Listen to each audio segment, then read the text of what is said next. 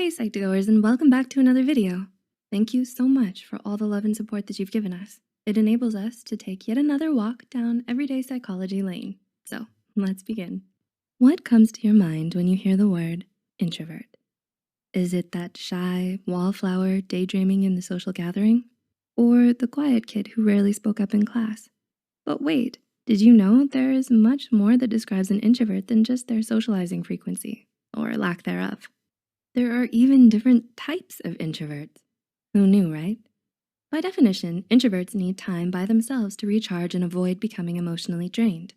But according to research by a psychology professor at Wellesley College, there are 4 different types of introverts. These types take into account the varied personalities of introverts and acknowledge that introversion is a spectrum. With that being said, here are the 4 types of introverts. 1. Social introvert. A social introvert? Yeah, you heard that right. Social introverts are both the most outgoing and the most private of the 4 types. They don't feel shy or anxious in social settings and may even enjoy them, but they feel emotionally drained if they stay out for too long. While social introverts like spending time alone, they still want a few close friends they can depend on, and they tend to be the most social when they're among this group of friends. Someone who doesn't know them might even assume that they're an extrovert if they meet them when they're hanging out with their close friends. But social introverts won't share much about themselves to anyone other than their closest friends. 2. Thinking introvert. Here you can conjure the image of the daydreaming wallflower. Thinking introverts also don't mind socializing, but they rarely do so because they're lost in their own little worlds. They often find themselves daydreaming and may seem aloof to those who don't know them. Thinking introverts are also very introspective and therefore more in tune with their feelings than the average person.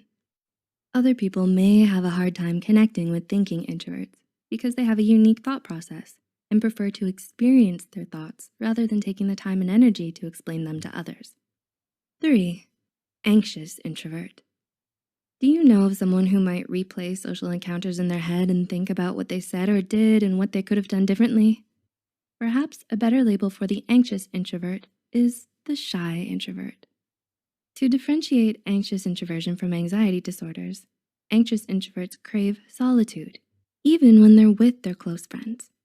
They're extremely uncomfortable in new or large social situations and analyze or ruminate on their behavior whenever they're in public. But it's important to look out for social anxiety disorders and not have the two mixed. In extreme cases, this aversion to social situations may develop into social anxiety. Although any personality type, introverts, extroverts, or ambiverts, can experience social anxiety or other anxiety disorders. But if you avoid necessary social situations because you have strong physical reactions, such as shaking, increased heart rate, or nausea during them, it is a sign of social anxiety and not shyness and requires professional attention. And 4. Restrained introvert. Now, this is your introvert next door kind of type.